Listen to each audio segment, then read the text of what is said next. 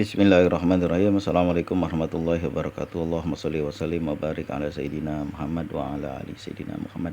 A'udzubillahi minasyaitonir rajim. Am hasibtum an tadkhulul jannah wa lam ya'tikum masalul ladzina khalu min qablikum ba'satkum dharra wa zulzilu hatta yaqula rasulu wal ladzina amanu ma'ahu mata nasrullah ala inna nasrullahi qarib.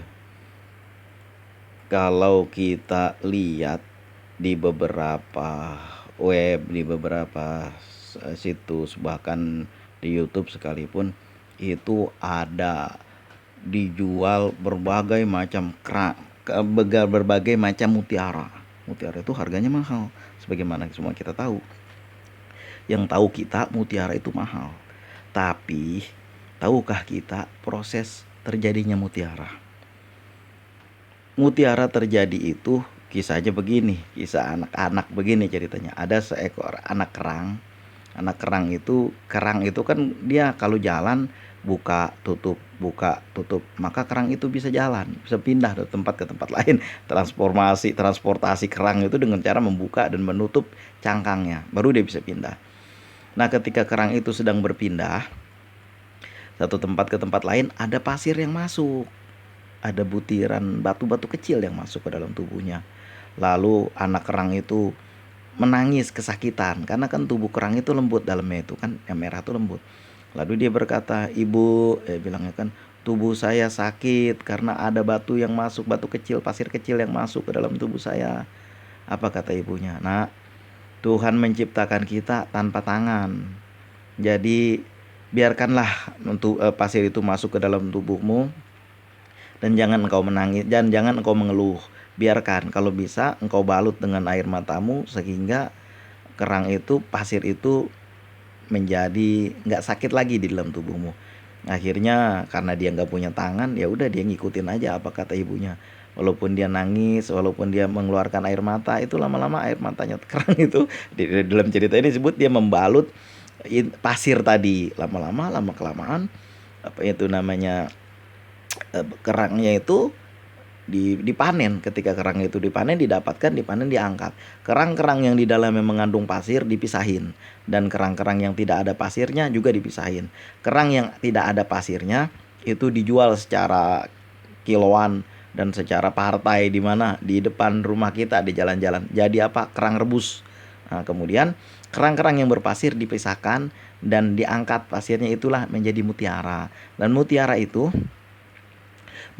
yang dia angkat dari dalam kerang itu, mutiara itu harganya mahal. Itulah makanya dibilang sama bapaknya itu kan ketika dia bercerita, "Makanya anakku, jika engkau hidup ini keadaan kita sulit seperti ini, kamu harus berdamai dengan keadaan. Jangan mengeluh, jangan merintih, dan jangan kebanyakan alasan, jangan kebanyakan mengeluh." Kita juga begitu dalam hidup kita. Kita sulit banget pencarian kita, ada-ada aja yang bikin kita susah. Ada keadaan yang menyebabkan, keadaan ekonomi terutama menyebabkan kita nih kesusahan. Apa namanya itu, peningkatan peningkatan harga-harga, kejatuhan nilai mata uang sehingga hutang menjadi banyak, pekerjaan yang tidak ada. Kemudian lagi susahnya mencari pekerjaan. Orang tuh bukan gak mau kerja, susahnya mencari pekerjaan. Nanti orang berusaha mencari pekerjaan dengan caranya sendiri. Kemudian ibu-ibu rumah tangga yang kekurangan barangkali cuma dikasih sekian, padahal kebutuhannya sekian. Berdamai dengan keadaan. Nanti seperti kerang ini, kamu akan dari doa-doamu, dari rintihanmu kepada Tuhan, itu kamu akan menjadi pribadi yang kuat. Makanya kan kerang itu dia menahan rasa sakitnya itu, menahan rasa sakit, masuk debunya itu, masuk pasirnya itu ke dalam tubuh dia, itu menjadi cobaan berat buat dia. Kita juga begitu, sulitnya tekanan ekonomi, orang-orang yang benci kita lantaran kita nggak punya, orang menjauhi kita, bahkan menghina kita lantaran kita nggak punya, itu kita damai dengan keadaan, kita jadikan itu, kita balut itu dengan air mata kita. Sambil bersolawat kita berdoa kepada Allah, sambil bersolawat kita memohon kepada Allah. Orang-orang yang tidak pernah diberikan cobaan, yang hidupnya selalu enak aja, itu dia nanti akan jadi kerang rebus, dijual secara kiloan di pinggir jalan, dimakan pakai saus. Nah, sedangkan orang-orang yang selalu diberikan cobaan, kesulitan, cobaan lagi, ujian lagi, itu dia seperti kerang mutiara. Nanti dia akan menjadi kerang mutiara, harganya mahal. Harganya mahal di sisi manusia, harganya mahal di sisi Allah terutama. Nah, itulah cobaan-cobaan hidup yang membuat kita menjadi pribadi yang kuat. Makanya dibilang, kalau kamu tidak pernah mendapat cobaan dalam hidupmu, kamu tidak pernah mendapat kesulitan dalam hidupmu, gampang-gampang aja, enak-enak aja, kamu akan jadi pribadi yang cengeng, susah, nggak mau bangun tengah malam, nggak mau berdoa kepada Allah di tengah malam, baca sholawat 1000 kali aja udah mengeluh, sallallahu alaihi Muhammad, sallallahu alaihi Muhammad, padahal mah nggak nyampe setengah jam, udah banyak banget kata dia, bahkan ngakunya udah puluhan tahun, padahal mah cuma dibaca cuma sekali doang. Itu pun kalau dia baca, kadang-kadang bukan dari orang yang seakidah dengan kita, cuma mau ngacauin, melemahin keadaan aja, cuma mau bikin rusuh aja. Sebagaimana siapa? Ke iblis. Dia kan pengen butuh pengikut yang banyak. Gak usah baca selawat, karena iblis dendam kepada Adam dan kepada keturunan Adam. Gara-gara Adam lah nih gue jadi begini nih, wajah gue yang ganteng jadi jelek kayak gini, gara-gara Adam semuanya nih. Padahal dia sendiri yang salah, gak mau mengikuti perintah Allah. Dengan banyaknya ujian dan cobaan dalam hidup kita, Allah akan menjadikan kita mutiara-mutiara, mutiara-mutiara di hadapan Allah. Juga apalagi cuma di hadapan, sekedar di hadapan manusia. Barakallahu fikum, mudah-mudahan kesulitan, tekanan hidup, kesulitan hidup yang kita hadapi sehari-hari menjadikan kita mutiara-mutiara yang mahal harganya di hadapan Allah. Bukannya kerang rebus yang dijual kiloan, dimakan pakai saus di pinggir jalan.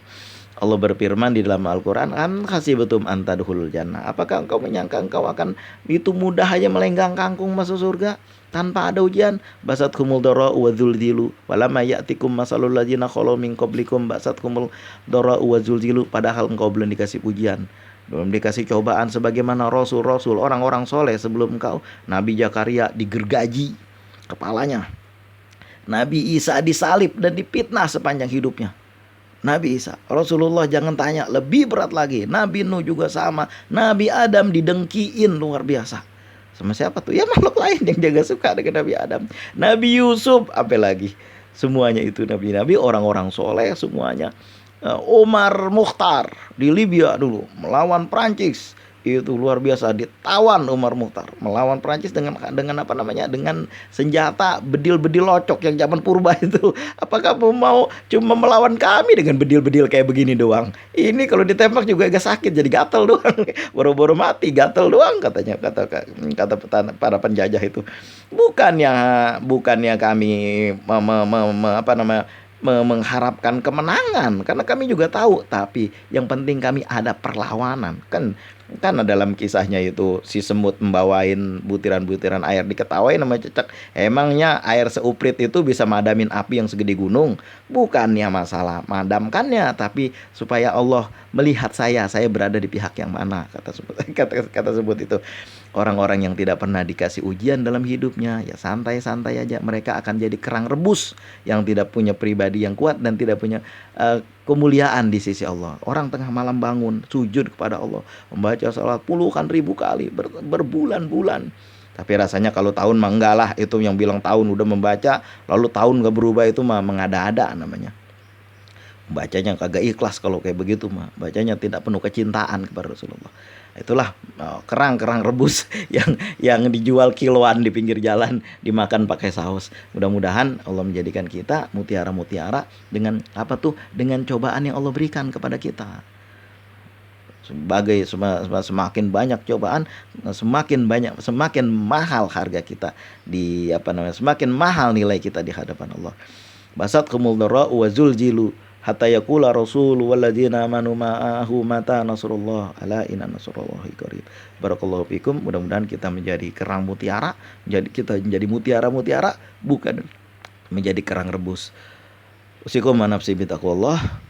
Allahumma ya muyassir wa ya dabiru kulli kasir wa ya dabiru kulli farid yasir alaika asyir kula asyir fataisir asir hazatuna ya Allah ilaika kasir wa anta alimun biha wa basir. Usikum nafsi bitaqwallah. Terima kasih atas segala perhatian, mohon maaf atas segala kekurangan. Assalamualaikum warahmatullahi wabarakatuh.